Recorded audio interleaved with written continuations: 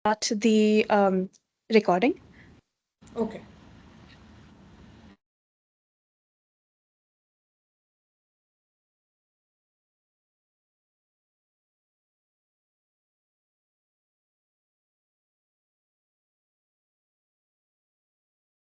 All right. So the first team that I'll be letting in is TC20. All right. All right.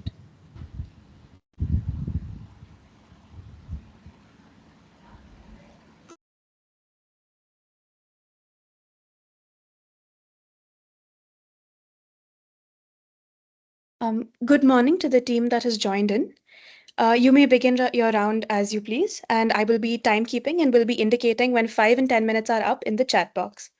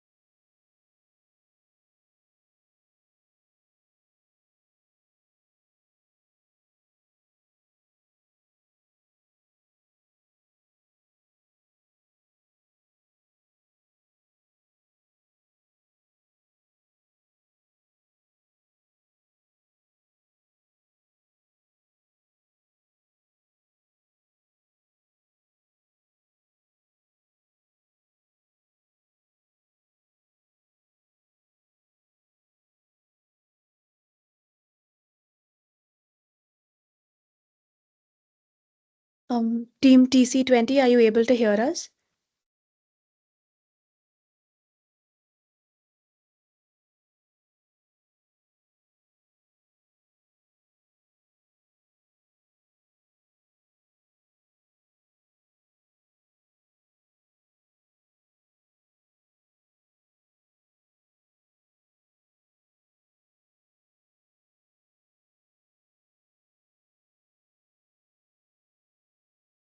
Greetings to the bench. Your Ladyship, the Council on behalf of petitioner in the interest of PIL. The present Council will deal with issue number 1 in 7 minutes and my co-counsel will deal with issue number 2 and will take 8 minutes. With your prior permission, the Council will proceed with the facts. Please proceed. Much obliged.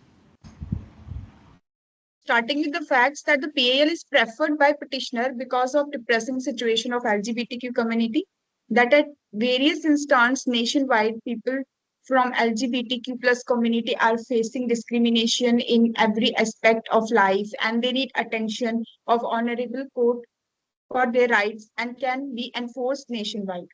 The petitioner has relied upon 6 incidents to showcase how the people of LGBTQ community are facing discrimination. There are 6 incidents. These are first is the family has denied the idea of same-sex marriage. Second is the psychological and emotional abuse. Third is misrepresentation of LGBTQ community. And the fourth is discrimination in access to healthcare for transgender persons. Moreover, highlighted the severe impact of harassment and a lack of institutional support, students, particularly transgender individuals. Furthermore, violation of Article 14, 15, 16, 21, and 21A. With your prior permission, the present council will proceed with the issue number 1. Please proceed. Much obliged.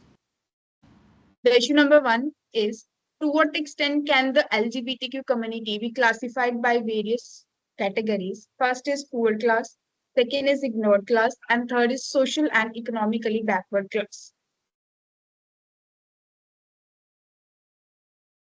There are many challenges that are faced by the LGBTQ community. First is the workplace discrimination. Many LGBTQ community adults face discrimination at work. A study from American survey show that 36% of LGBTQ adults experienced discrimination from the past years.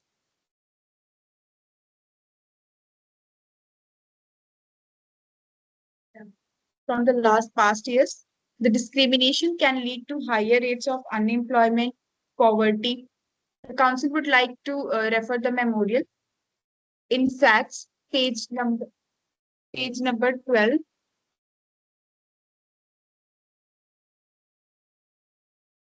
In page number 12, paragraph E. In the paragraph E, it is stated that harassment of LGBTQ couples by families and state machinery. In the paragraph E, subpoint second, that the case involved a gay employee referred as Ravi, working in MNC in Mumbai. Ravi decided to come out as gay to his team and colleagues. After Ravi coming out, colleagues began making derogatory comments and jokes about his sexual orientation. Some colleagues openly ridiculed him, while others made passive, aggressive comments. Ravi reported the harassment to the HR department, but the HR department didn't take substantial action to address the discrimination.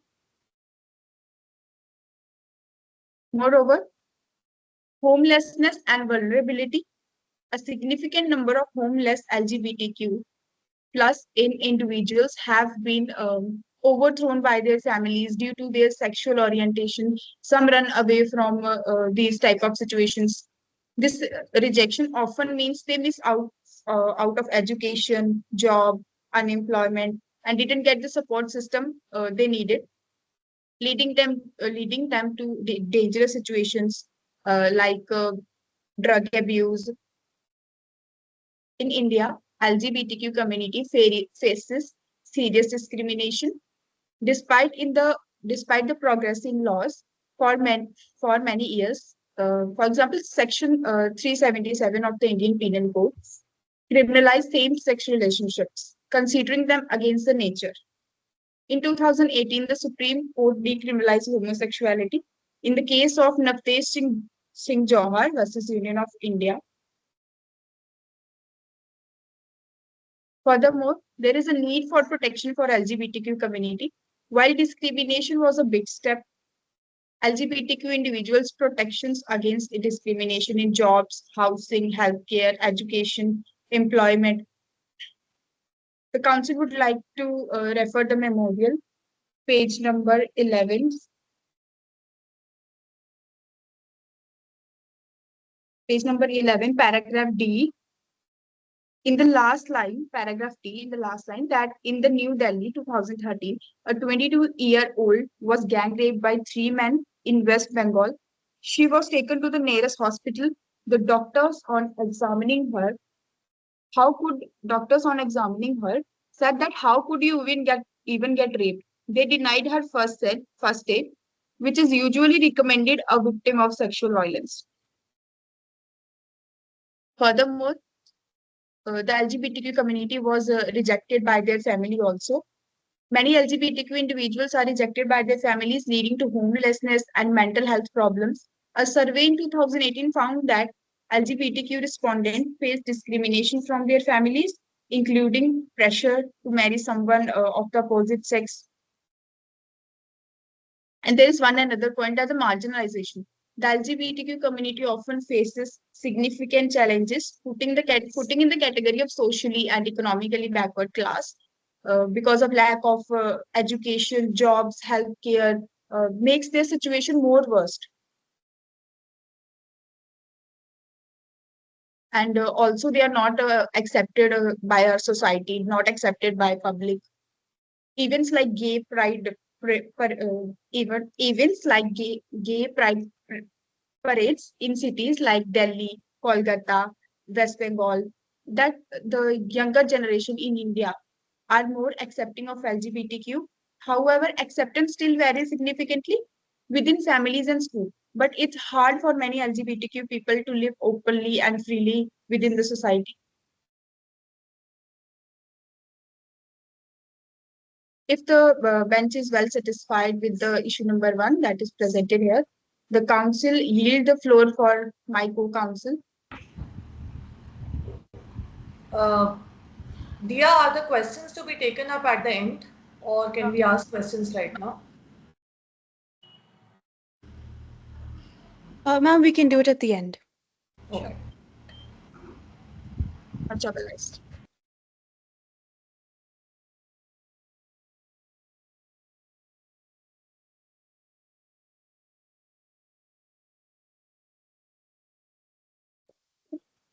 The council seeks permission to approach the issue number 2. Much obliged. The issue number 2 is what are the legislations or actions of state which breached right of subject LGBTQ community? Article 14, equality before the law. Article 14 of the Indian Constitution states that everyone is equal before the law and deserves equal protections regardless of religion, race, caste, sex, or place of birth.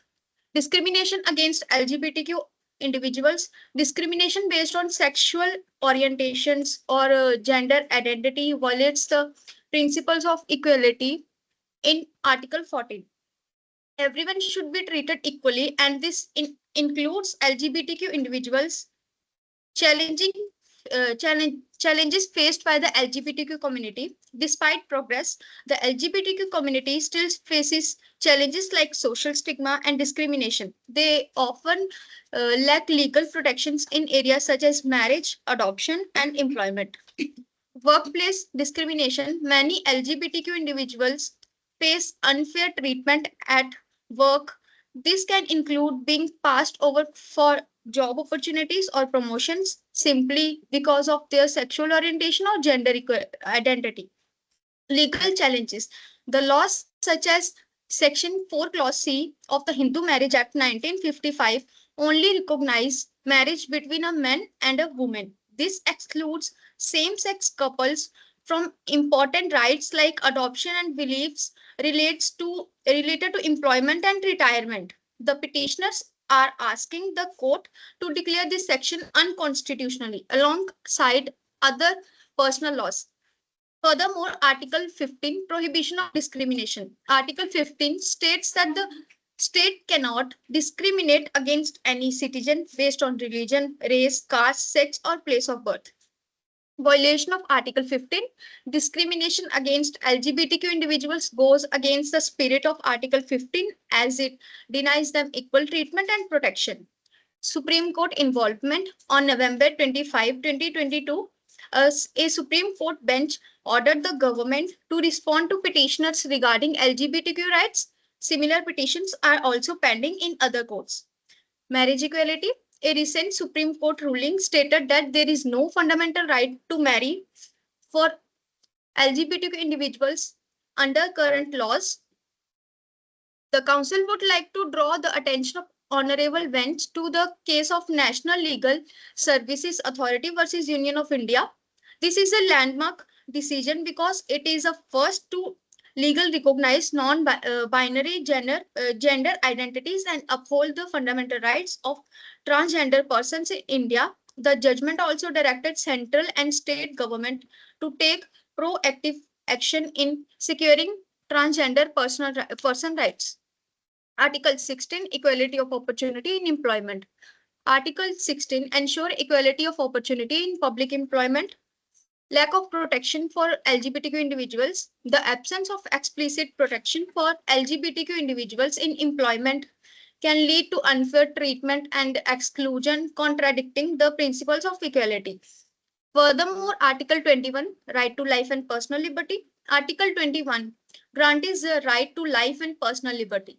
Protection of rights. This article covers the right to privacy and dignity. However, the lack of specific protection for LGBTQ individuals can lead to violation of their rights, especially regarding the decriminalization of same-sex marriage. Furthermore, Article 21A, right to education. Article 21A grants the right to education for children aged 6 to 14. The Council would like to draw the attention of Honorable Bench to the case of Suresh Kumar Koshal versus Naz Foundation. The Supreme Court acknowledged its and the High Court authority to declare unconstitutional, emphasizing a presumption of constitutionally for all laws, including those predicting the Constitution. Transgender person. Protection of Rights Act 2019.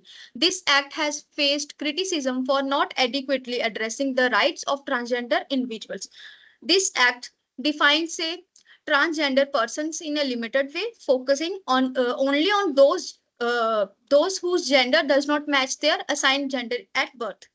This act does not include specific protection for employment and education, which can lead to discrimination. Furthermore, Surrogacy Regulation Act 2021, this act also faced criticism from the LGBTQ community. It limits surrogacy services to heterosexual married couples, excluding LGBTQ individuals from reproductive rights. Furthermore, personal laws and adoption. Many personal laws still reflect outdated traditions that exclude LGBTQ individuals. These laws affect marriage, inheritance, and adoption, creating barriers for LGBTQ rights. If the bench is well satisfied with the issue that are presented here, the present council seek permission to start the prayer. Much obliged.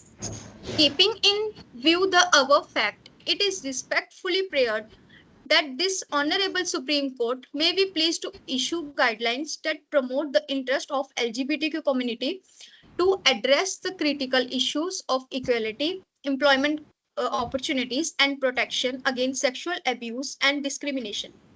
To pass appropriate guidelines for central and state governments for making gender neutral laws, to direct central government to pass directions as regard private employers for steps to be taken to foster good situation for LGBTQ community, the necessity of comprehensive legal protection against sexual abuse and violence, and the establishment of safe spaces support systems for LGBTQ individuals. Additionally, demands the social and legal recognition of LGBTQ rights, including the right to self-identify, the legal recognition of same-sex partnerships, and the provision of equal rights in matters such as inheritance, adoption, and healthcare decisions.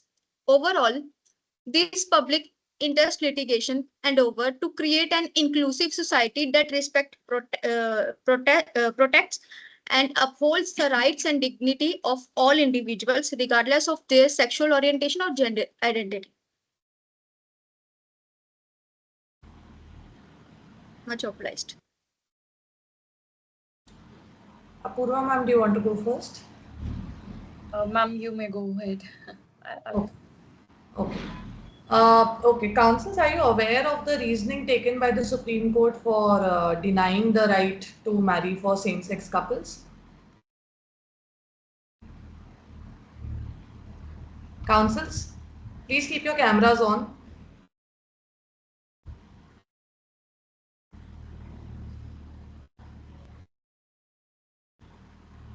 Keep your cameras on, please, both of you. Yes.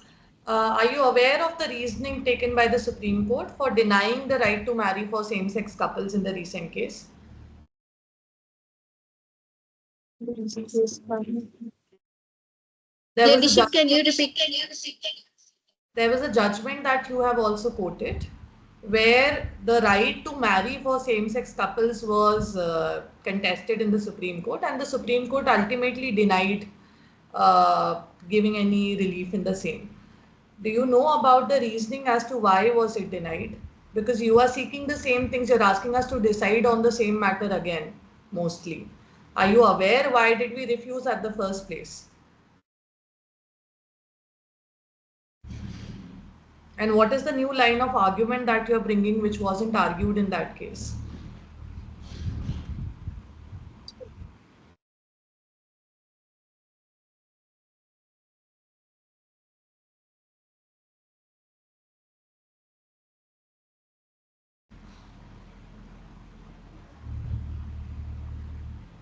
It's okay. If you don't know, we can skip to the next. You can just say that you're I unaware. apologize.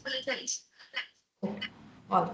All right. Secondly, is there any case that you can tell us where poor and ignored classes has been treated as a category by the Supreme Court, or has been defined as to what is poor class and what is ignored class? Same. I would also like to how do you demarcate? Is there any demarcation given by any authority that these are certain categories of classes? You demarcate LGBTQ as poor, ignored, and economically and socially backward classes. Is there any demarcation? How do you decide it? Your Ladyship, that we are mentioned in our memorial, page number 16, that the LGBTQ community belongs to poor class, ignored class, and social and economically backward class. Because the reason the reason behind it belongs to the poor class, because they are not socially recognized, and they didn't get even employment, they didn't get even schooling or education, and eventually they fall in the poor category. And Again, the the ignore question is how are you demarcating the class? Is there any authority or report which cites these demarcation of classes?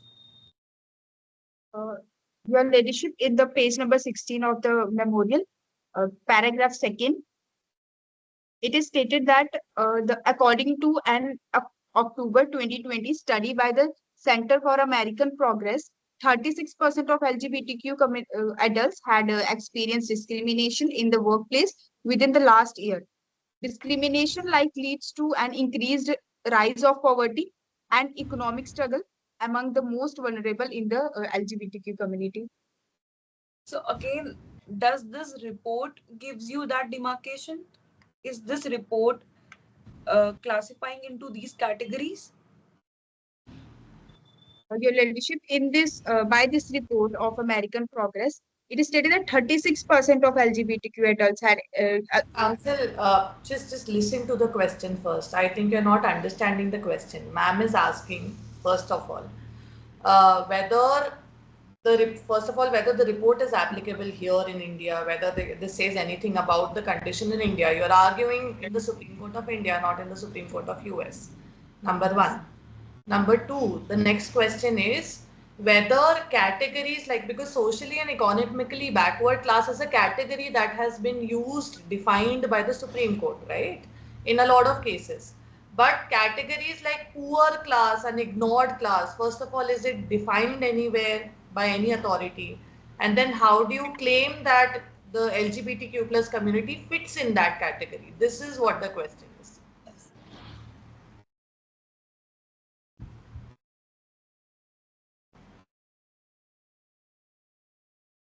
Um, we can go ahead if you're not able to answer it.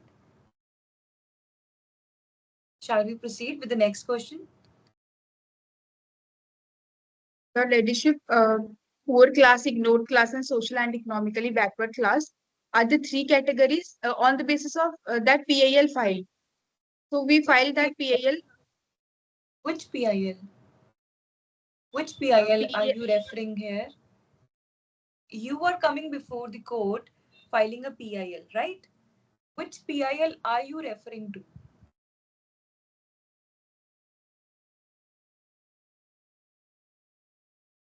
No Your problem. ladyship, I would like to answer. Yes, yes. Now, there is a case that is NAS Foundation versus Government of NCT of Delhi. Mhm. This case brought attention to how LGBTQ individuals attention to how socially or I apologize.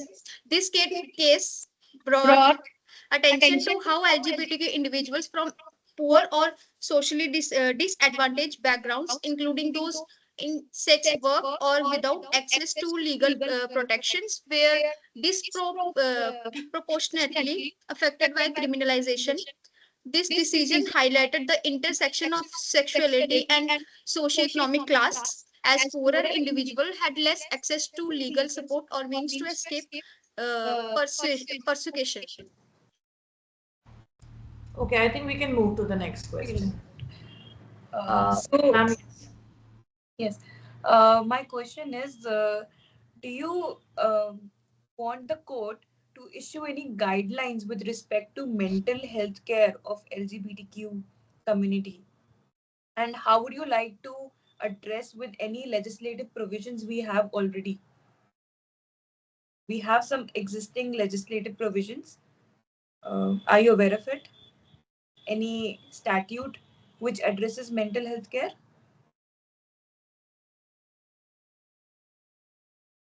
Ma'am, please give me just a minute. Pardon? I did not get you.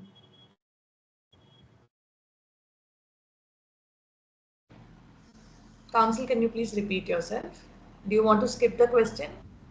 Are you aware? Little bit. Okay. Yes. Ma'am, you can ask any other question. All right. think. I think the final question from my side is, you're saying that the act, which is talking about the transgenders' rights, is not defining them adequately. Is there any definition that you would want to recommend, and what is the problem with the definition that is there in the act? Ma'am, under Hindu Marriage Act, Okay, one of you can 1950, mute yourself probably. Maybe the voice will not reverberate after that. ma'am, under Hindu Marriage Act 1955, it defines that marriage is valid between a man and woman.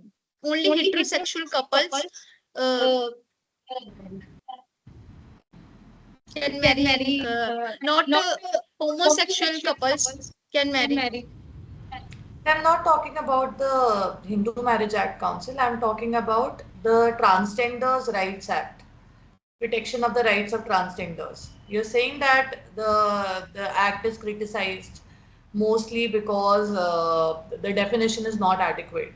So, what is the problem with the definition? It clearly says that anyone who is not assigned, it's a very broad definition. Anyone who does not conform with the gender that is assigned to them is a transgender. Your Ladyship, in the Transgender Act, the definition of transgender people are people whose gender identity, uh, how they see themselves, or gender expression, how they present themselves, doesn't match the sex they were assigned at their time of birth. Yes. So, what is the problem with the definition? Seems like an That the adequate definition. transgender peoples are not socially recognized and not socially accepted people. The normal people uh, Council, I imagine think you are transgender people understanding. as Council, my question is very simple. You are saying that the definition is criticized, it's not adequate. I'm asking you what is the problem with the definition. I'm not asking you about how society is discriminating against them. It's a very simple question. You don't find the definition adequate. What is the problem with the definition? Or is How there a can you better really definition define that you it? would want? Yes. Yeah.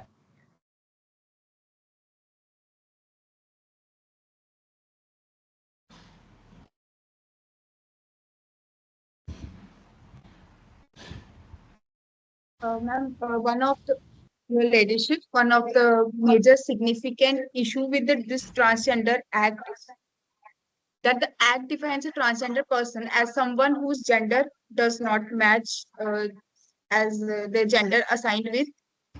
This includes transgender men and women, person with intersex variations, gender queer individuals, person with social cultural identities such as hijras or joktas, etc.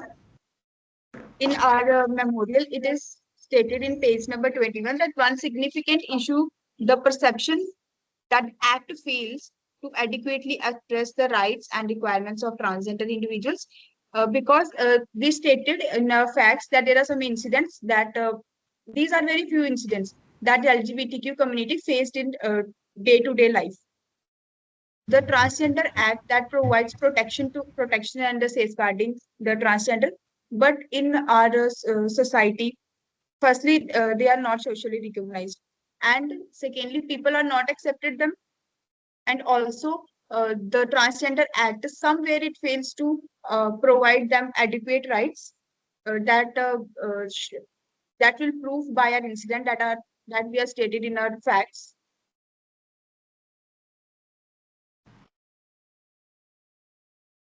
All right. Anything else that you may want to put forth? Anything that you may want to highlight? That you may have skipped because you had less time? We can take another minute to do that.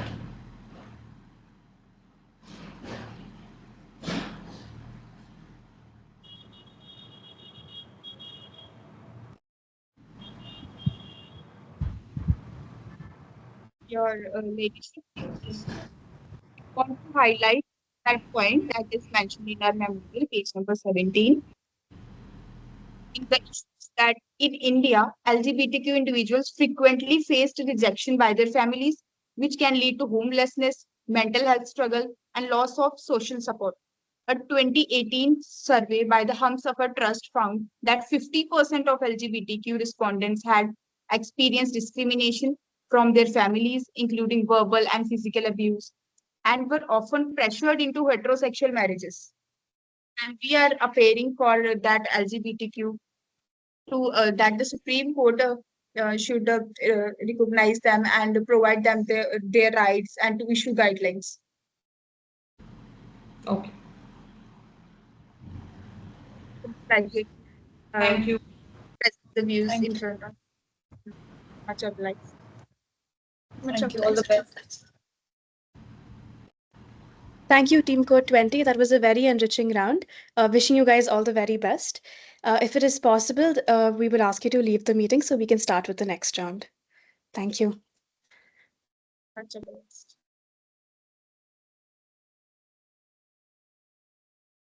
For both the judges, if you guys need a minute or two to tabulate the marks or anything, do let me know. And you can tell Yes. me when you're ready to start the next round. Just 2 minutes. Sure.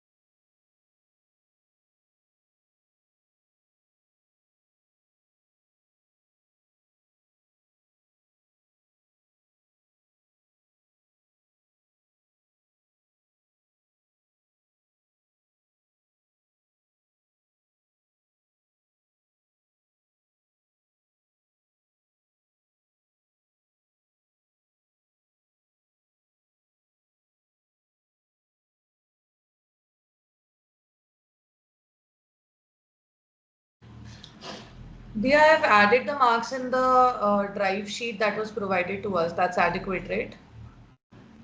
Yes, that's adequate.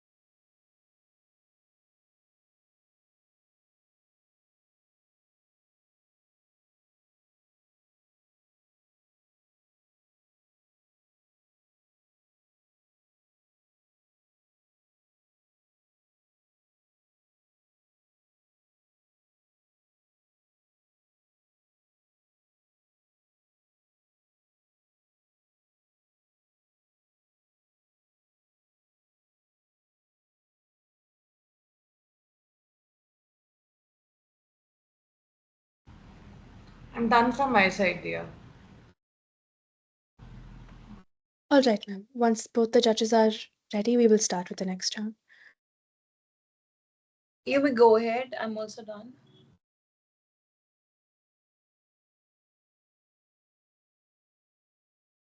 All right. So the next team I'll be letting in is TC21. Okay.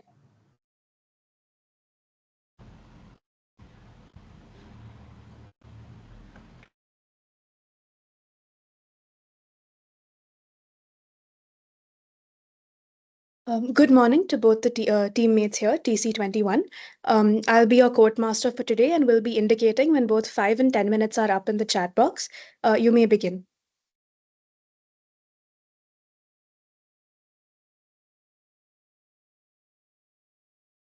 Am I audible and visible? Yes. Greetings to the Honorable Bench. The Council seeks permission to address the bench as Your Honor. Please. Much obliged, Your Honor. Much obliged, Your Honor. Your Honor, counsel in the case of Kaina Roy versus Union of India is representing the petitioner. The present public interest litigation, along with affidavit, memorandum of appearance, and wakalatnama have been submitted for the perusal of this honorable court. Your Honor, may the counsel please state the brief facts of the case? Yes. Much obliged, Your Honor. Your Honor, the instant case deals with a situation of children who are suffering because of the present educational standards in India. Your Honor, this situation came to be known by the petitioner through a newspaper dated 25th August 2024, wherein three essential conditions were mentioned. Your Honor, this newspaper has been annexed as Annexure A1 in the present PIL. May the counsel please present the screen to present the newspaper? Much obliged, Your Honor. Your Honor, in the present newspaper, as would be visible on the screen, in the newspaper, there were three essential conditions that were mentioned. Your Honor, it highlighted the grave I condition. think the screen is visible on my side at least. Oh, it is not visible here too. Just a minute. Greetings to the bench. May I please request the event coordinator to give the access to share the screen? The team has Yes, not been just give given me. the access now. I'm much obliged.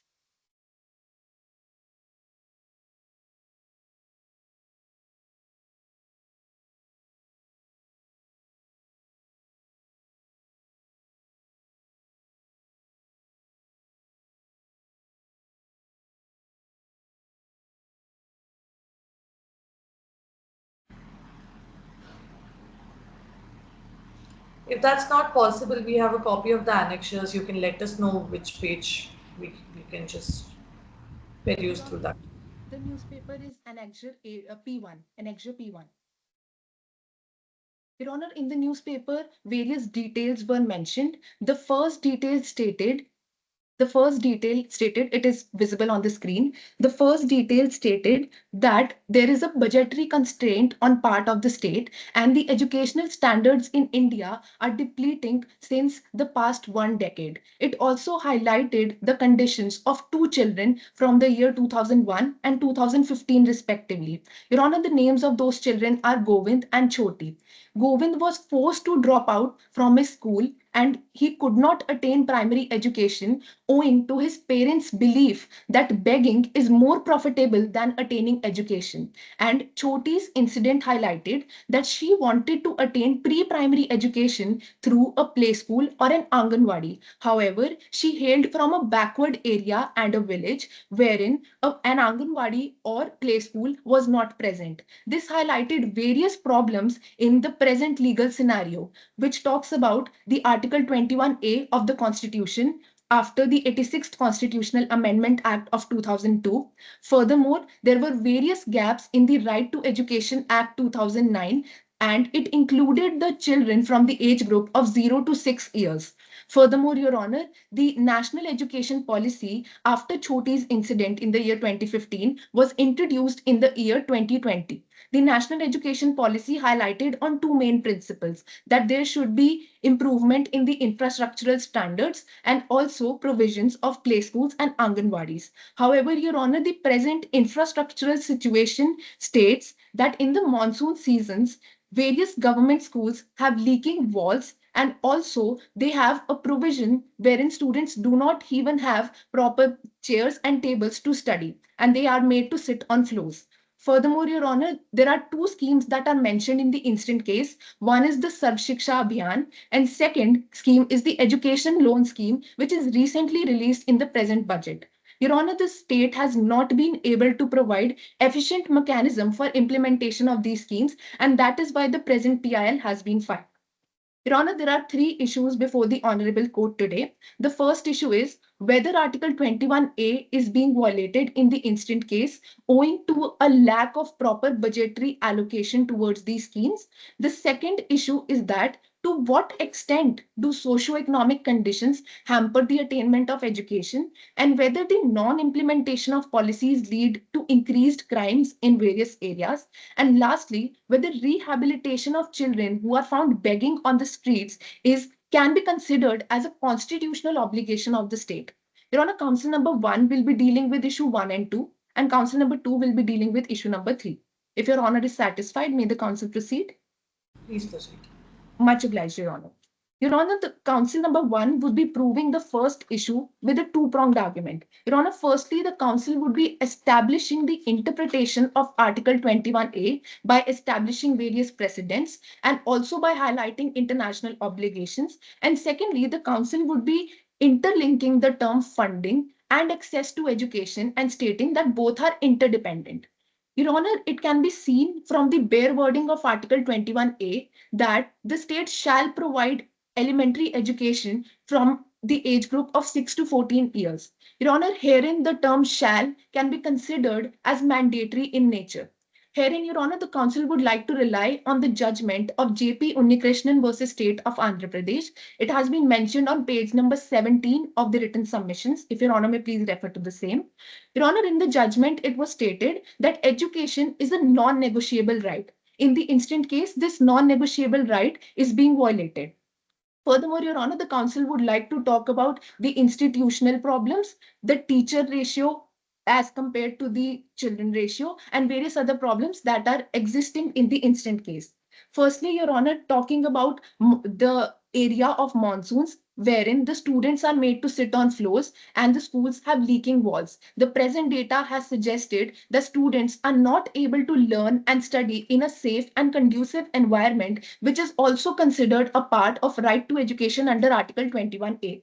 Furthermore, Your Honor, in the recent judgment of Justice for All versus State NCT of Delhi, it was stated that in the year 2020, around 4.45% of GDP had to be given to the provision of education sector. However, when we talk about the data from 2023 to 2024, it can be seen that we have only made a progress of 1% increase in the GDP for education. Your Honor, this data has been mentioned in annexures and in the case of Justice for All versus State NCT of Delhi. Furthermore, Your Honor, talking about the second issue of the teacher and student ratio, it was highlighted in the case of Devesh Sharma versus Union of India. It is a 2023 landmark judgment. In this judgment, it was stated that the teachers do not have a requisite qualification to teach a certain subject, and there is around 1 million lack of teachers in the country. Talking about the infrastructural problems in the country, Your Honor, the infrastructural problems talk about lack of Anganwadis. Your Honor, data on the screen clearly present that around 46% of the data is given to early childhood care or preschooling education. However, Your Honor, when we compare this data with other sectors of education or any other service provided by Anganwadis, it can be seen that around 60 to 70% has been given to other sectors. However, education is the lowest amongst many. Furthermore, Your Honor, it is most reverentially submitted that this principle violates the equity and justice principles, highlighting a huge gap in the rural and urban divide. Your Honor, this divide was discussed in the case of State of Kerala versus V.K. Govindan Nair, wherein the Honorable Supreme Court stated that the states cannot escape their liability by merely stating that that they have introduced a certain scheme. It is upon the state to ensure that the schemes are also properly implemented, which has not been done in the instant case. Furthermore, Your Honor, as far as the international obligations are concerned, the Council would like to rely on the General Comment number 13 of the International Convention on Social, Political, and Cultural Rights, wherein it was stated that the state parties have to fulfill two obligations. One is a minimum core obligation, that is, they have to provide minimum level of education to the students and provide funding to various rural schools. And secondly is the idea of progressive realization. Your Honor, progressive realization herein states that the states cannot say that they do not have enough funding to provide for the fundamental rights. It is their duty, and they can even ask for international cooperation, but they cannot let the children of a country suffer, as they are the supremely important national assets. Therefore, Your Honor, it can be clearly proved that the inefficient allocation of funds to these policies lead to a violation of Article 21 in the instant case. If Your Honor is satisfied, the Council seeks permission to proceed to issue 2. Much obliged, Your Honor. Your Honor, issue 2 deals with to what extent do socioeconomic conditions hamper the right to education of the students, and whether this illiteracy leads to increased crimes. Your Honor, the Council shall be establishing a link between non-implementation of policies to the present crime rate scenario in India to highlight how this condition has been grave for the children in India. Furthermore, Your Honor, in the instant case, the socio-economic condition is that of poverty and begging. Your Honor, in the case of Bandhua Mukti Morcha versus Union of India, it was clearly established that poverty is a dangerous scenario for the children and it hampers the attainment to education. Applying this principle to the instant case at hand, Your Honor, the Council would like to rely on two reports. One is a report of National Crime Records Bureau and the Status of Education report, which is mentioned in Annexure 1. Your Honor, this report clearly highlighted that around 25% of children in the rural areas from grade 5 are not even able to read a text from grade 2. This clearly shows that they are moving on the path of illiteracy. Your Honor, concern over whether these children who are not able to attain education would lead to increased crimes has been highlighted by the Honorable Supreme Court in the case of Gaurav Jain versus Union of India, wherein the Honorable Court had stated that if the students are not able to come out of such situations of poverty and begging, it would further lead to trafficking, rapes, murders, and various other crimes by the juveniles, and then would have to be tried by the juvenile courts. This situation clearly establishes, Your Honor, that non-implementation of policies by the government and the states lead to a violation of Article 21A and leads to increased crimes. If Your Honor is satisfied, the Council seeks permission to call upon Council number 2 to deal with issue 3. It was an honor arguing before this honorable bench. Greetings to the bench. The Council seeks permission to address the bench collectively as Your Honor. Much obliged, Your Honor. Your Honor, the Council will be dealing with issue number 3, which is whether rehabilitation of children found begging on streets is the constitutional obligation of the state or not. To prove this, Your Honor, the Council will be relying on mainly 4 heads. The first one being the mandatory obligation as per Article 21A in accordance with the principle of literal construction of the statute. The second one being the fact that Article 21A flows directly from Article 21. The third one being in the third one, the Council will be drawing a nexus between begging and rehabilitation. And fourthly, the Council will be analyzing Article 21A in light of various international conventions.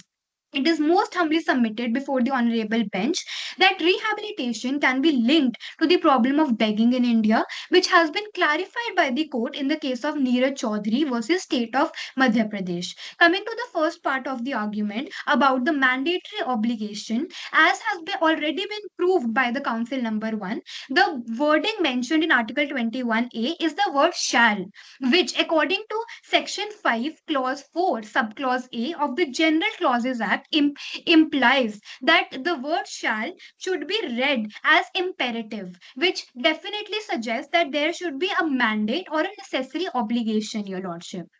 Lordship, coming to the second point of the argument, which is the fact that Article 21A flows directly from Article 21. It is a well established precedent and it is covered in various judgments, such as the various judgments, that Article 21 is the mandatory part of the state, and Article 21 is also the fundamental and core principle of the Constitution and also the basic structure.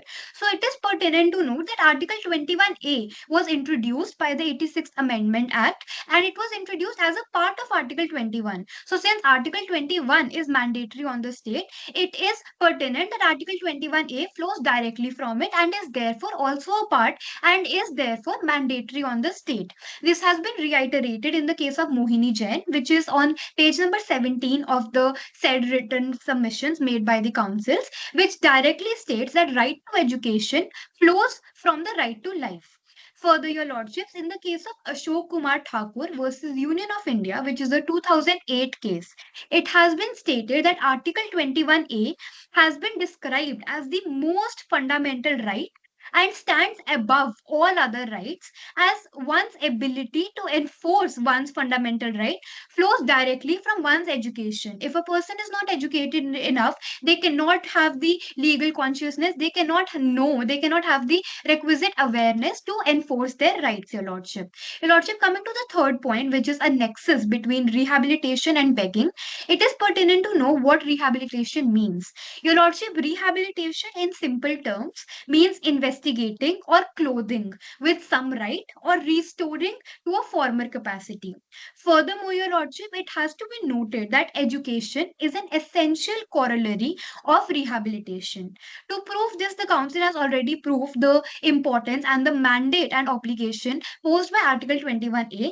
To further substantiate it, the Council will be relying on Articles 41, 45, and 46 of the Constitution, which are given in the form of the directive principles of state policies. And they impose a constitutional duty on the state to further the interest of the children in the country, Your Lordship. Furthermore, Article 37 of the Constitution, the council seeks an extension for about 2 to 3 minutes, if your lordships may permit. Please proceed. 2 minutes. Much obliged, Your Honor. As per Article 37 of the Constitution, it is clearly stated that it shall be the duty of the state to apply the principles laid down in the DPSPs while making the law. Inference can be drawn to the instant case at hand, in which a reference has been made to a 2001 situation of a child named Govind, who was forced to drop out of school just so that his parents, who were themselves illiterate, deemed it fit that he should be using his time in earning for the family, and that too through begging. They did not consider what the ill effects can be and how that this one decision will give him lifelong of trauma, and how this will impose him to such hazardous conditions, Your Lordship. Your Lordship, coming to the fourth part of the argument, the council will be relying on various international conventions and the principle of progressive realization of state, which requires the state to take deliberate steps to meeting the obligation which are imposed through the ratification of certain treaties and certain conventions over time. For this, your honor, the council will be relying on Article 13 and Article 14 of the ICESR 1966, which is the International Covenant of Economic, Social and Cultural Rights. As per Article 13, your honor, it specifies the aims of education, the importance of education, the right to primary, secondary, and fundamental education. Further, Your Honor, as per Article 13, Clause 2, Subclause E of the said convention, it is clearly stated that state parties have an obligation to ensure that communities and families are not dependent on child labor, as has been in this instant case, which has been violated, Your Honor. Furthermore, as per Article 7, Clause 2 of the Worst Forms of Child Labor Convention 1999, which is also an international convention, it sets out the scenario of children who are made to suffer grossly, that is, dependency on the child labor. And furthermore, your honor, as per the UNHR, it has been stated that state parties must take a step must take a step which must be deliberate, concrete, and targeted. So it imposes a direction and it imposes a duty. Apologies, Your Lordship. Please wrap up. Uh, yes, Your Lordship, the council will be just doing that.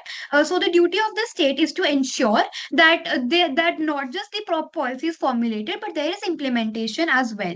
Furthermore, Your Lordship, the council has relied on a recent 2024 advisory, which was issued by the NHRC, which can be shown on the screen as well, which shows 8-point allocation and all the 8 points, and it was for the rehabilitation of improvised and uneducated children, and it clearly shows that in these all 8 points there has been drastic policy failures, Your Lordship. Further, Your Honor, wrapping up the argument, the council would be stating that as per the Annexure P5, the council has given a survey on the beggars, which has clearly stated that as per Census 2011, 4,13,000 beggars are currently present in India.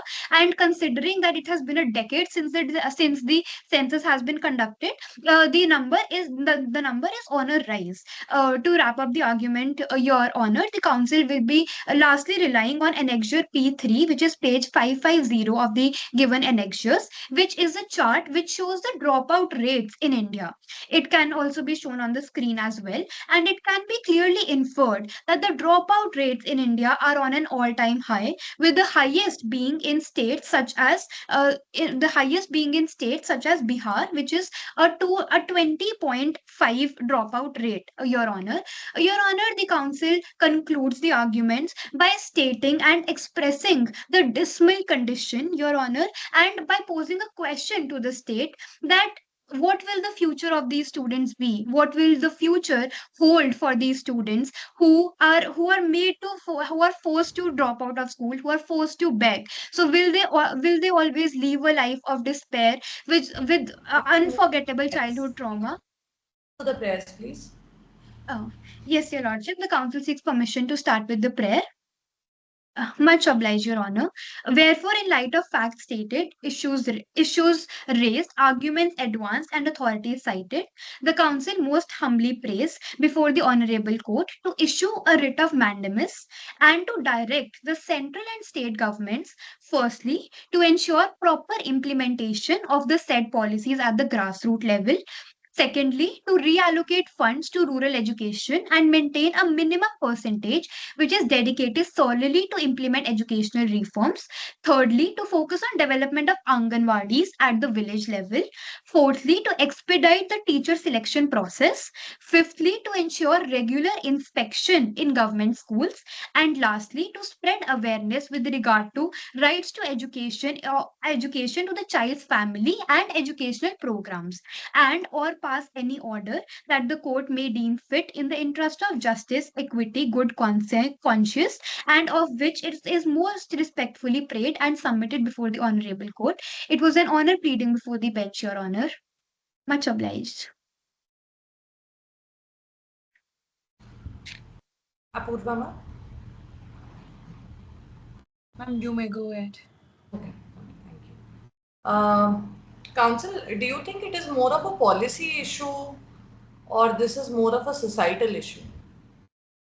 The state is already providing for education, right? If the parent is choosing to have their child beg or basically drop out due to any other reason, what can the state do about it? Do you want us to implement a child protection services system in India as well, where we force our decisions on the parents of the children? Much obliged, Your Honor. Your Honor, the council feels that, Your Honor, the council states that it is both a policy issue as well as a societal issue in the instant case. Am I audible, Your Honor? Yes, yes, yes. Much obliged, Your Honor. Your Honor, the council feels that it is both a policy as well as a societal issue. The societal aspects deal with poverty and begging, and the policy issue has already been dealt with by the states by providing various policies. However, the major problem in the instant case is that the state is not fulfilling its mandate of implementing these policies. Furthermore, Your Honor, in various judgments of the Honorable Supreme Court, it has been stated that if a policy hampers the fundamental right of any person, then the honorable courts can intervene and provide directions for the same. Your Honor, in the instant case, the councils are also seeking a direction. Furthermore, Your Honor, any inaction on the part of the parent has to be dealt with by the states only. It is a mandate as specified by the Right to Education Act 2009. Your Honor, the Right to Education Act states that the states have to encourage the parents to send their children to the schools. And owing to any societal problem, the parents cannot have any inaction that their child does not go to a school. Your Honor, this was stated in the recent 2024 judgment of Justice for All versus State and City of Delhi as well. Okay. Apurva? My question is, how can state force the parents on implementation of these schemes? So state is doing their duty. They're coming up with the schemes. Are you aware about SDGs 2030? So we have that goals. We are fulfilling it with the implementation of schemes. Now it is the role of parents, right? The societal background which ma'am talked about. So how can you force a parent to send the student send their children to school and go ahead with the education process? Yes, Your Honor, much obliged. Your Honor, in the Right to Education Act, the term that is used is encouraging the parents. The state cannot force the parents to send the children to the schools. However, interlinking this situation with the present societal scenario, it can be seen that if a child is made to completely beg on the street and if they are not rehabilitated by the state or if there is no provision of their rehabilitation, then they would be suffering in the vicious cycle. And when we talk about the people who are poor or who are begging on the streets, they are not even aware of their essential rights, that is the right to education. So then it becomes the mandatory obligation of the state for the proper implementation of these policies. The state cannot escape its liability by stating that we have released certain schemes. Their implementation is also something that has not been done in the present scenario till 2024. So again, are you aware about any scheme or provision in with respect to Article 23 and 24 that state has introduced? Your Honor, the council is aware of two schemes. One is the education loan scheme. In that scheme, particular emphasis has been given. With respect to Article 23 and 24.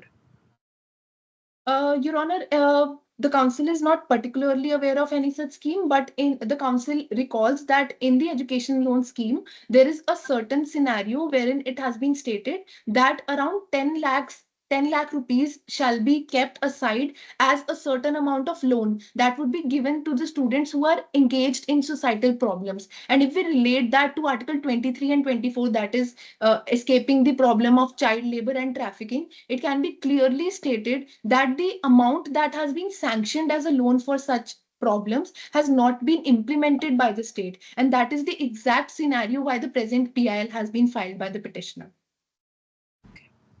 Okay. Council, can you redefine rehabilitation for me? Yes, Your Honor. Your Honor, rehabilitation means going back to the status quo, that is the previous right that a person had. If a person is in a good condition, he must be rehabilitated to the same condition.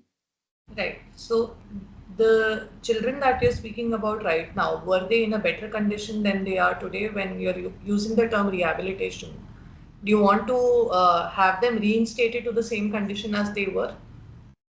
Your Honor, the reinstation in the present scenario means taking out the children from the scenario of begging and giving them a better life so that they can become assets in the present scenario. Your So Honor, the would council that be does not. protecting the children or would that be rehabilitation of? Your Honor, rehabilitation is an umbrella term. When we talk about Article 21, it talks about various rights such as right to food, shelter, housing, and clothing, which are essential parts of rehabilitation. If a child is made to beg on the streets and he is not given a proper rehabilitation, then he would always be engaged in those activities and which would also lead to further increased crimes. The person does not have to be rehabilitated only in the aspect of education, but also has to be rehabilitated for other scenarios such as clothing, shelter. And Council, I don't think you're understanding the question. My question is, first of all, whether rehabilitation is a legal term, is it defined anywhere in any act? so, Your Honor, rehabilitation has not been defined, but the council would It is like to. defined, but in terms of usually land acquisition acts. Yes, yes, Your So Honor. In maybe terms not. of education, it has not been. Yes, yes. So it clearly states rehabilitating means, which is the definition that was given by you also, reinstating the person to the same standard of life that they were before the violation of said right or before any other occurrence had happened. Here, the person was already living in a socially and educationally and all whatever rights you're claiming, they were already deprived of everything. Why do you want them to be reinstated there? Wouldn't a better term be protecting the rights of such children instead of saying that you want to rehabilitate the children? Or is there a third term that you may want to use? Your Honor, when we talk about protection and rehabilitation, although they are different terms, but when we talk about rehabilitation in context of Article 21, it clearly means that there are certain rights which we have to give to those children who are found begging on the streets. Your Honor, rehabilitation in the present context does not mean that we have to take them to a previous scenario before their violation of fundamental right. Herein, it means that we have to provide them with basic amenities which they are denied of when their right is being violated, and if they are taken to a new position, that is after their right is protected by the state, then they would be rehabilitated in terms of food, shelter, clothing, as well as education. Your co-counsel is not audible. Do you want to add something?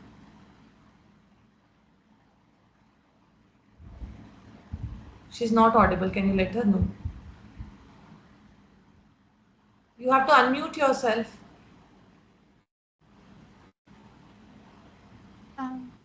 Your Honor, Yes. is the council audible? Yes. Your Honor, there is an internet lag at the council's end. The council is just trying to solve that. That's okay. Much obliged. Did you want to add something to this? Your Honor, as stated by the co-counsel itself, the only purpose of using the word rehabilitation was only to provide them for a better surrounding and to ensure that the situations they had previously faced, they do not face those situations again. That was the use of the word rehabilitation, and rehabilitation was That's more also used in the extremely context of the state. Uh, I understand. That's what I'm saying, that probably upliftment or protection would have been better terms here, because this is what your understanding of the term rehabilitation is, right? But this is not what the legal or the sociological understanding of the term is. So probably using the term upliftment or protection would have been better. Why I put this question up was that this is a term which has been used by the JJ Act also. Have you referred to the act here? Is the council audible, Your Honor? Yes. Your Honor, the council had to answer Your Honor's query by relying on the JJ Act. Your Honor, in the Juvenile Justice Act, there is a certain provision that talks about shelter homes and child homes, and it also talks about whether the juveniles who enter into criminal activities. In the case wherein the council discussed whether these children would enter into such activities, the council would like to state that if we talk about their rehabilitation or protection, they would be entering into a scenario of a child home or a shelter home. Your Honor, sociological conditions do not only mean poverty and begging, they mean various other economic conditions of those people as well. They might be in a certain better condition. The council would like to rely on the case of Choti in the instant case. She was from a normal family, had a middle class background. However, she could not attain education only because there was infrastructural defect on the part of the government. So if we rehabilitate Choti to a certain situation, that would be that she would be given the proper scenario of infrastructural development, and she is from a middle class family, so she would be able to afford education which she wanted to. This means that in the sociological scenario, begging and poverty are not the only problems. However, the sociological problems include various other necessities as well. That is why the council has relied on the term rehabilitation in the instant case. No, council, there are two categories of children that are dealt under the JJ Act, right? One are children in conflict with law, which are the ones that you are referring to. And the second one is children in need of care and protection of law. That does not always necessarily mean that the state is taking them to a shelter home. That just means that the state is intervening in the situation, right? You want a state intervention here. That is why I'm asking whether did you refer to the JJ Act, and do you think that whatever measures have been provided under the Act, are they adequate enough, or what is the problem with them?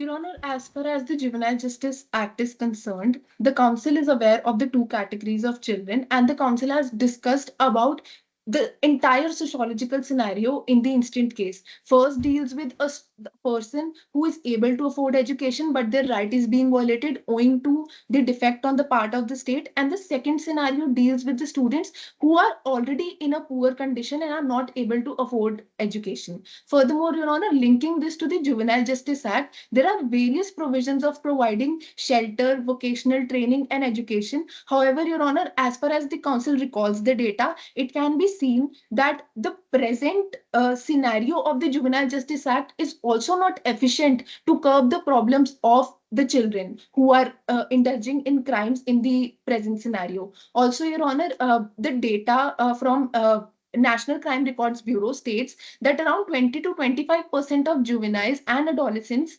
enter into the criminal activities only because they are not provided awareness and vocational trainings that is provided in the actual mandate. And that is why in the prayer, the council has dealt with the provision of proper implementation and schemes, and also certain rehabilitation measures that can be given to such students. Okay. If Apurva ma'am wants to ask any other question. No, ma'am, I think Okay, I I'm think that's all then. Well done.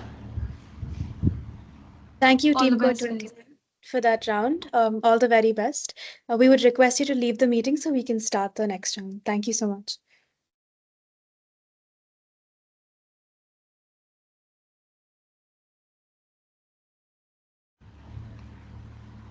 Dia, Uh, give us 2 minutes for the sure, evaluation. sure. Do let me know when you're done. sure.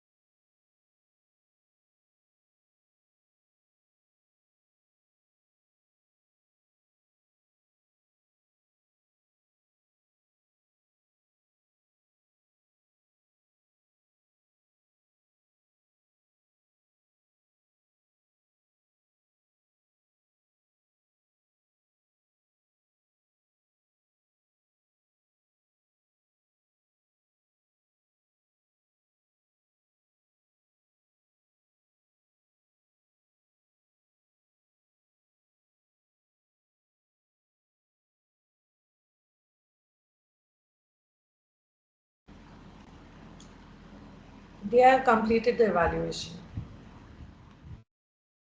I have also completed the evaluation. All right, ma'am. I will let in the last team in, and this is team code 22. All right.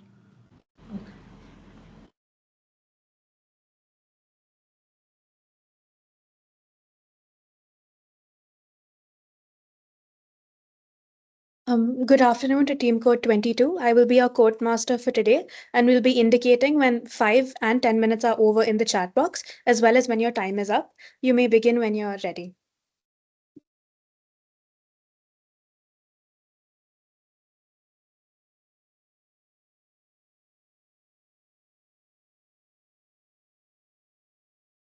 Good afternoon.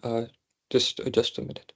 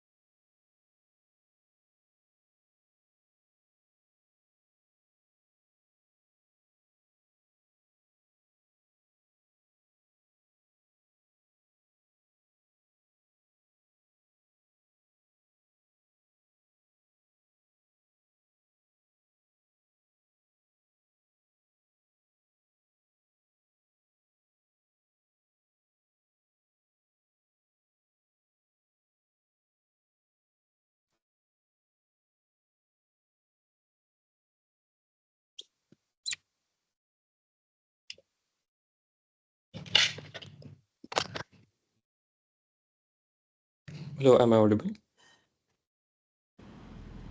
Yes, you are. Okay.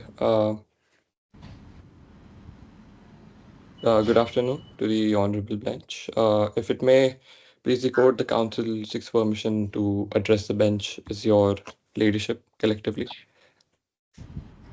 Thank you. So this is team 22. Me and my counsel uh, will be appearing before you. Uh, the council is appearing before the Honorable Court in the matter of XYZ versus Union of India and others on behalf of the petitioner under the public interest litigation. So, your leaderships, there are three main issues involved in the present case. My co-counsel will be dealing with the first and the second issues and will be speaking for around 8 minutes. And myself, I will be dealing with the third issue and will speak for 5 minutes. So I would request my co-counsel to go ahead. Am I audible? Good afternoon to the Honorable Bench. The Council seeks permission to begin first with a statement of facts. Please proceed. Much obliged. The present petition aims to highlight a critical groundwater crisis in India, driven by severe depletion due to over extraction.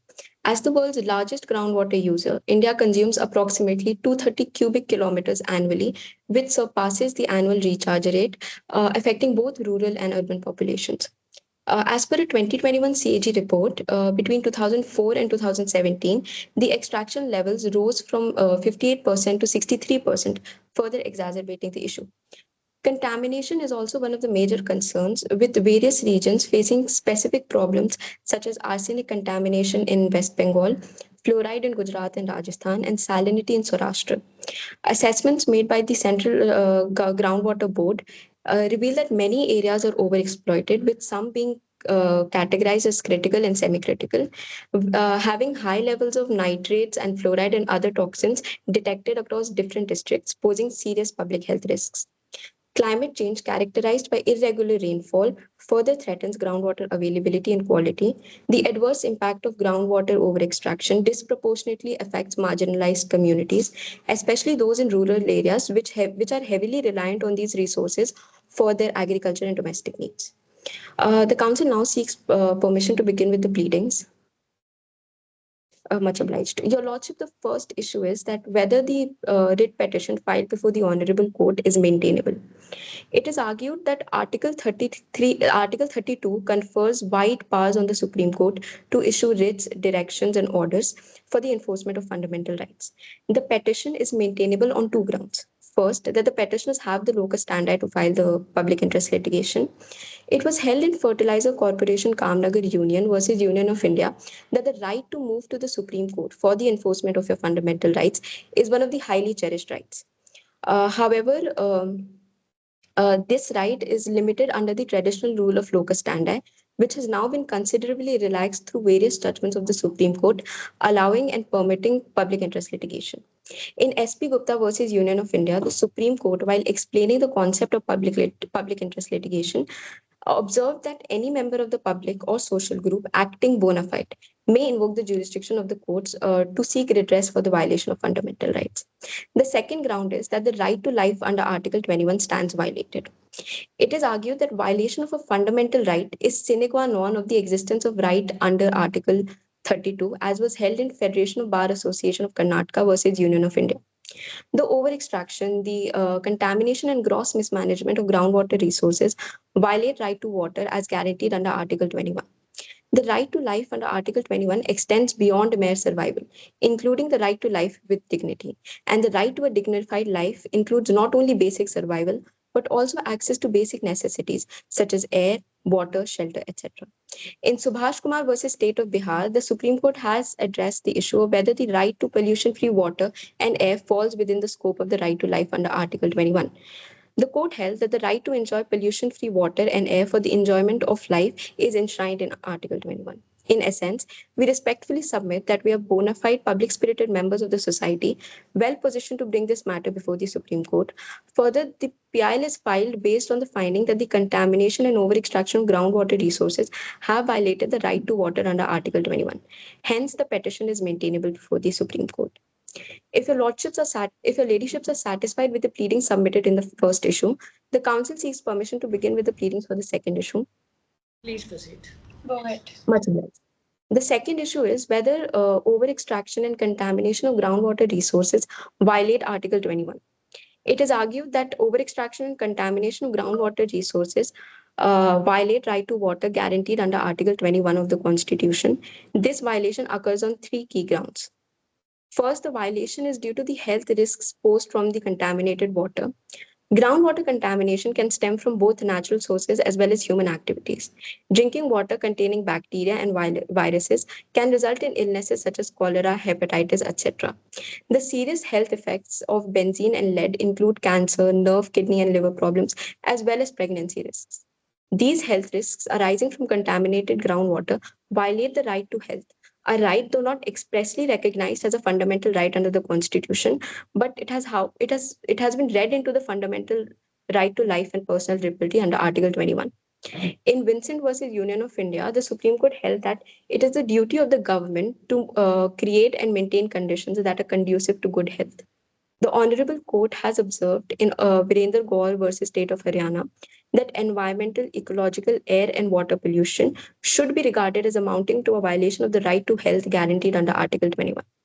The second ground is that there is a failure on the part of the state to uphold the public trust doctrine. This doctrine is basically views the state as a trustee of the natural resources, safeguarding it on behalf of the public, the present as well as the future generation. In MC Mehta versus Union of India, the doctrine was recognized as constituting the law of the land. Further, in MI Builders versus Radhesham Sahu, the Supreme Court observed that the doctrine evolves and is derived under Article 21. The duty under the doctrine is of a positive nature, requiring the states not only to protect the natural resources, but also to prevent them from becoming extinct and also to take measures to rejuvenate them and preserve them quantitatively as well as qualitatively. The public trust doctrine was extended to groundwater resources in a 2004 ruling in the state of West Bengal versus Kesoram Industries, wherein the Supreme Court emphasized that the government has a duty to protect groundwater resources for public use. Hence, the failure of the state in this regard constitutes a breach of the doctrine. The third and the final ground is that there is a threat to intergenerational equity from the unsustainable groundwater management. In Goa Foundation versus Union of India, the court held that four principles: sustainable development, polluter pays principle, precautionary principle, and intergenerational equity are all integral to the fundamental right to life under Article 21. The principle of intergenerational equity has also been recognized in AP Pollution Control Board versus Professor M.B. Naidu. The state of groundwater extraction in India is very high across different states. At the current rate, researchers determined that the projected decline in groundwater levels from 2014 to 2080 is on average 3.26 times higher than the current depletion rates. In light of the prevailing contamination and extraction of groundwater resources, the intergenerational equity remains threatened, violating the fundamental rights of the citizens of the country. If it may please the court, the council concludes the pleadings for the first and the second issue. Okay. All right. Yes, if your ladyships are satisfied with the pleadings submitted in the first and second issue, the council seeks permission to move on to the third issue. Yes, please. Much obliged. The third issue is whether there is a legislative vacuum, like an absence of a unified and enforceable groundwater management framework, by speaking in a national context. So, it is submitted that the legislative framework governing groundwater in India is highly inefficient, insufficient, and lacks teeth. So, more of like a paper tiger, especially while speaking in a national and unified context. The groundwater laws in India have been historically based on common law principles, which was cemented by the Easements Act of 1882, which deems the groundwater as private property of landowner, subjecting it to unregulated extraction and use. Uh, Given the current situation of groundwater in India, keeping in mind the arguments, the pleadings advanced by my co-counsel and the data cited by her, uh, such unregulated extraction is completely unsustainable, and this piece of legislation is outdated. Also, a plethora of laws exist both at the state and national levels, which uh, determine how to regulate groundwater as such. So, the Environment Protection Act, under which the Central Groundwater Authority derives its powers from, uh, be it the multiple authorities such as the Central Groundwater Board or uh, the ministries, the Ministry of Jal Shakti, MOFCC, the pollution control boards. So there is no doubt of, you say, regulatory bodies and regulations that govern the usage of groundwater. However, the ministry has also circulated model bills for the conservation, protection, and regulation of groundwaters. It was first released in 1970 and was subsequently revised in 2005.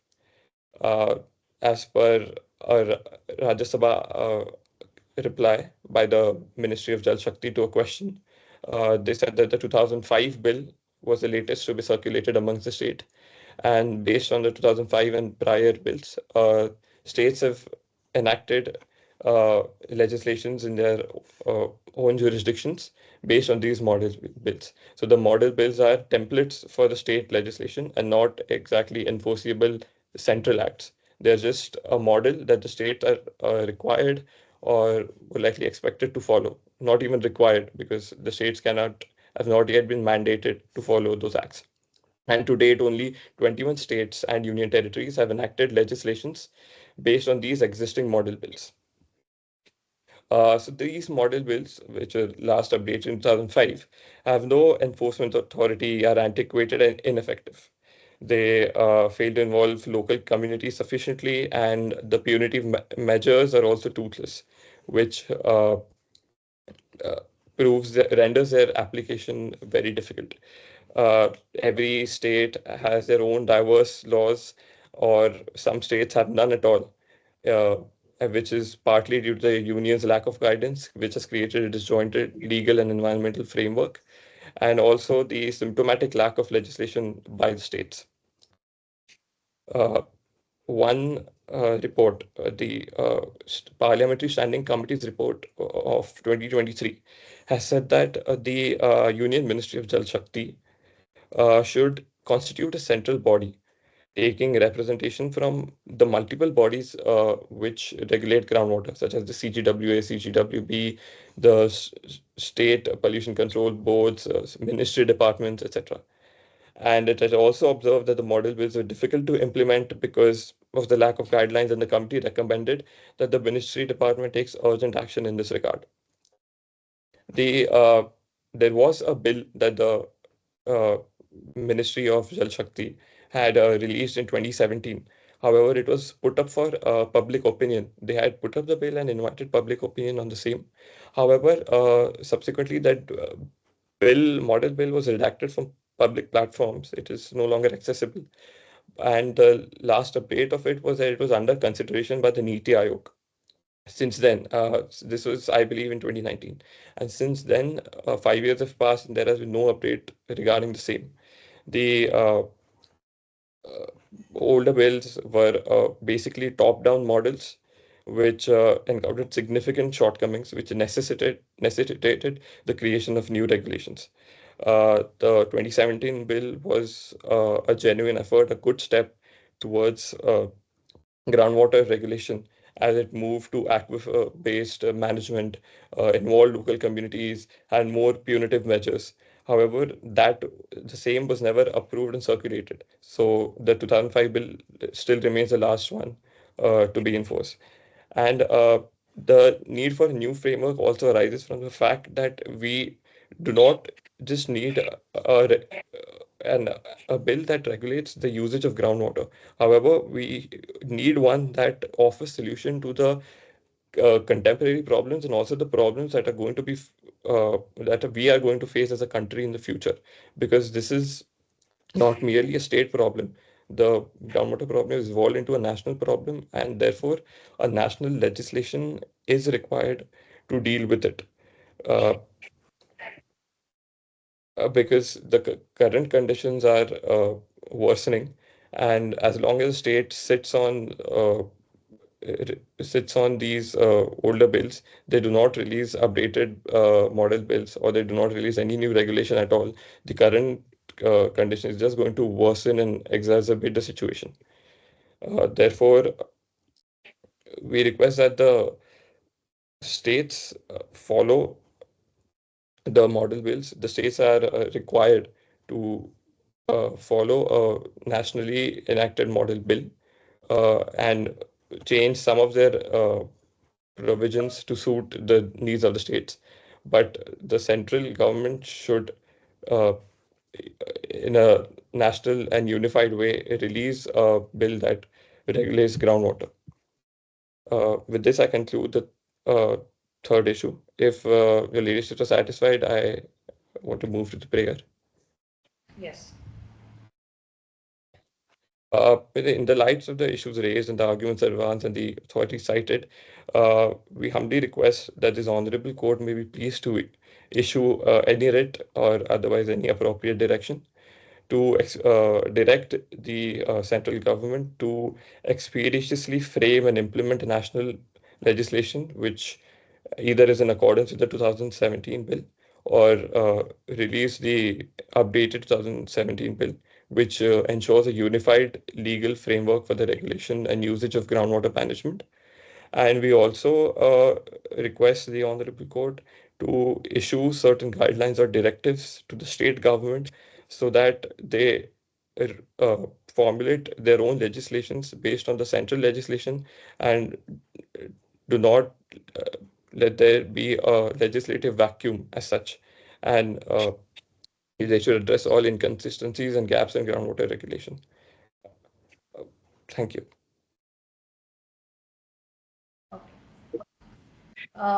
Councils, are you aware of the list in Schedule 7 under which groundwater falls. Can you tell us about the same? Under which list there is groundwater covered in Schedule 7? It's covered, water as such is covered under the state list as per the constitution. Right. So, why do you want the center to make a model bill or an act or a legislation on the same? So, ma'am, Is the it? groundwater, yes, if I may, Yes. the groundwater problem is not merely a state problem. So, as we say, currently in context of environmental law, uh, the problems that so relate to the groundwater, if you can just see with respect to air pollution, like the stubble burning in some other state causes air pollution in some another state. So, the environmental problems are interrelated. Therefore, the data that we have, that my co-counsel gave, also said that multiple states, most of the states have a worsening groundwater problem. That may be pollution of the groundwater, depletion of the groundwater levels, over extraction. These are not problems just faced by a few of the states or a singular state. These are problems faced by most of the states. And we just request that there will be a central legislation because many of the states do not even have a legislation regulating groundwater per se based on the model bills that have been provided by the central government. Because as per the latest data, only 19 of the states and union territories had enacted any legislations with respect to groundwater, and that does not serve the needs of the growing problem of groundwater regulation. Okay. Council, you know the article which is read with Schedule 7, which is Article 246, right?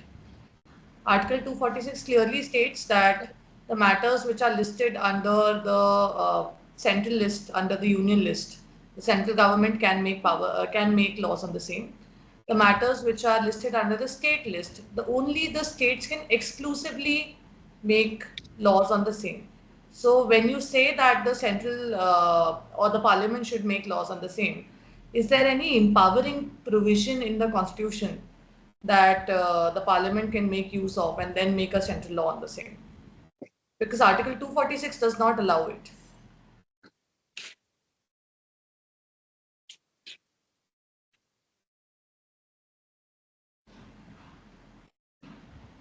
Uh, The parliament does not have the subject matter jurisdiction to make laws on the same.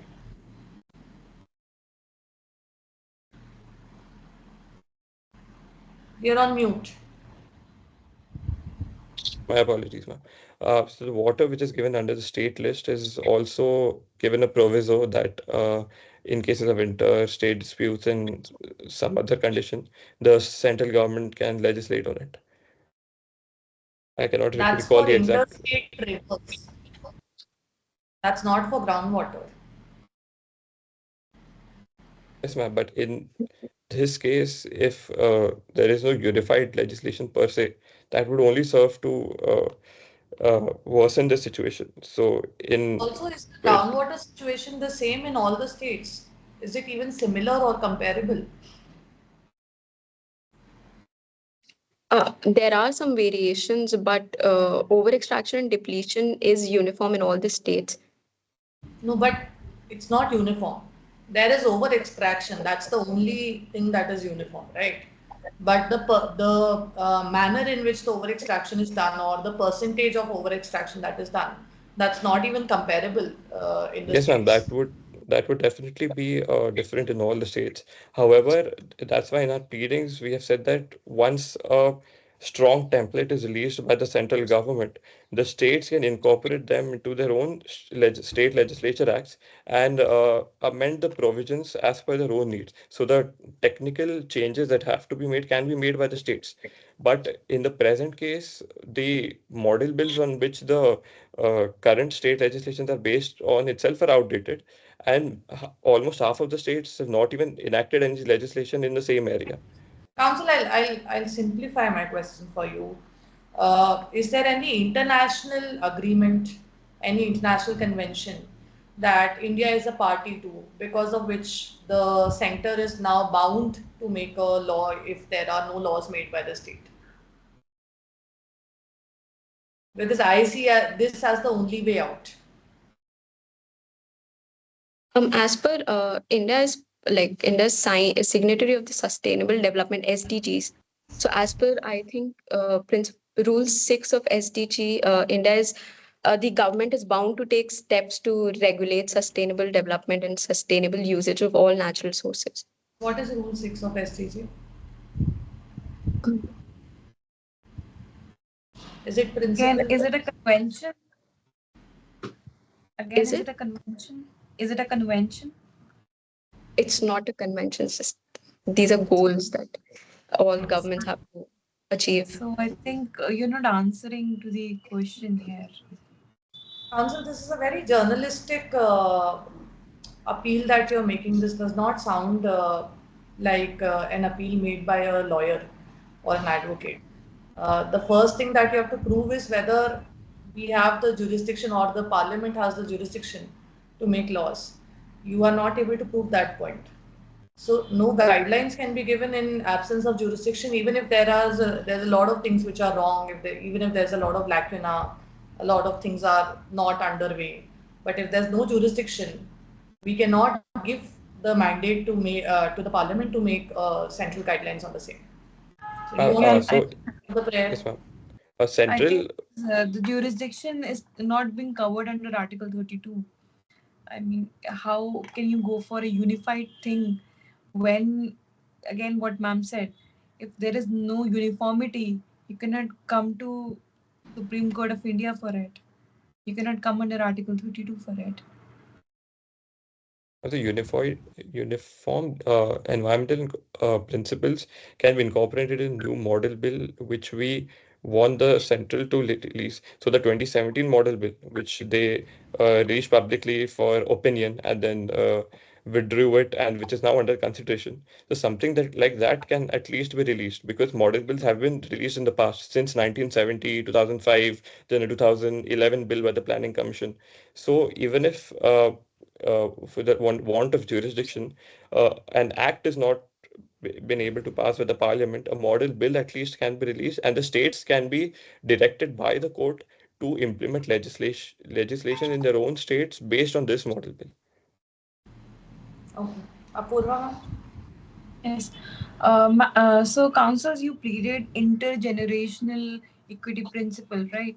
So, as citizens of India, so what directions you would wish the court should pass for groundwater preservation? So it's raining a lot these days. So the monsoon is delayed. So, as citizens of India, what kind of directions you would pass? You would think that the court should pass for intergenerational equity. Ma'am, as per the groundwater is mostly regulated by the Indian Easements Act, which states that groundwater is the property of the landowner. So this results in a lot of unregulated usage of groundwater, which in turn is unsustainable. It's a threat to the intergenerational equity. So I believe if the court could do away with the aspect of private ownership of groundwater, then it could lead to sustainable usage of groundwater all over India. And there are also a lot of measures that the CGWA has come up with, such as artificial recharge methods for the groundwater levels. So if these could also be effectively implemented, this could go a long way in ensuring uh, that intergenerational equity is maintained. As well I as think you could relating. have added these points in your PIL. That would have made it more specific to what you're asking for, right? So, the term like the court should pass certain directions. It's very vague. Like, how do you think the court should come up with a solution? You should ask the court that these are the guidelines, what we think should be passed, and the court, if is satisfied, it can intend to pass it. That's As all. spirited Hmm. citizens and even as a court, we cannot specifically dictate to the legislature as to how they should form a legislation. We cannot basically teach them that you should form a Then why legislation do you this way. want to No, impose again, the something idea is that's not to dictate. The idea is to give certain direction, not suggest? directions. I would say suggestions and recommendations that the court even has the idea, like what can be the solution for it. Okay. That is the idea behind it. Council, are you aware of any research that was done on how the groundwater is, what is the percentage of sectors in which the groundwater is used? So it may be used in agriculture, drinking, any other purposes. Are you aware of what is the percentage of division of the usage of groundwater? And where can the consumption be reduced in that aspect? Uh, I'm not aware of a specific study, but prior, I think in last century, after independence, the groundwater was primarily used for drinking purposes, but thereafter it increased to be used in the agricultural purposes. That's the basic data that I'm aware of, but not the details exactly. Because Uh, again, when you talk about intergenerational equity, that does not mean compromising the fundamental rights of the present generation as well. So when you say that the usage of groundwater needs to be reduced or regulated, you need to see what sectors are actually using the groundwater and where can it actually be reduced. You cannot reduce consumption in agriculture, you cannot reduce consumption for drinking purposes. Where can you reduce the consumption, because it will then otherwise affect the other fundamental rights of the present generation as well. your ladyships, as per a 2022 CGWB report, the rate of extraction is 100% in states like Punjab and Haryana, which are heavily dependent on agriculture. So groundwater is mostly used in all these states for agricultural purposes as of now.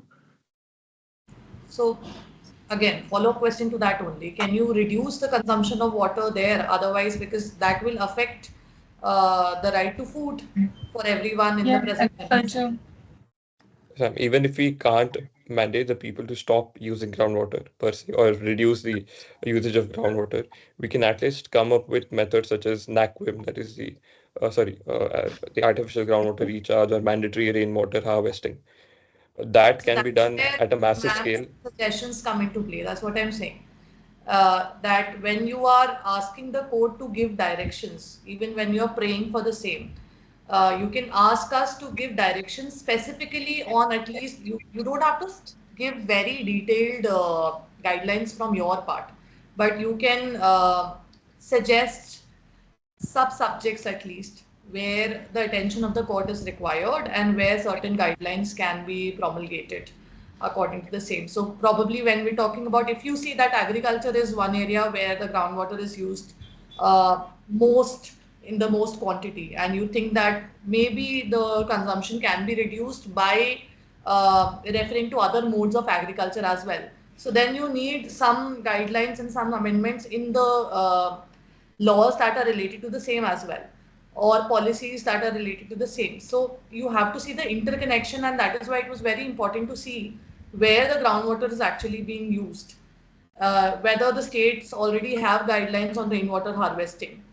If the states have guidelines, which is the model guideline, which is the state that is actually following it pretty well, and which are the other states that can probably follow the same. So, first of all, establishing jurisdiction is very important. Otherwise, all of your arguments, we're listening to it because this is a competition. But otherwise, all of your arguments are negated after this. You don't even get to go to the arguments if you cannot establish jurisdiction. And secondly, you have to see this problem was only complex. The only thing that was complex in this problem is that there are different states with different various positions, right? So you had to see what state is in which position, what is the groundwater usage, and then what are the guidelines, what may be the guidelines that can be focused on. So probably a little more work and on the same, and then a little more advocates work in the same. Not journalistic, not sociological. You don't have to be very, you don't have to feel too deeply about the same, but you need to know the legal aspects of the same, Of course. right? Yes. Understand? Okay. All the best, guys. Thank you, ma'am. Thank you. Thank you.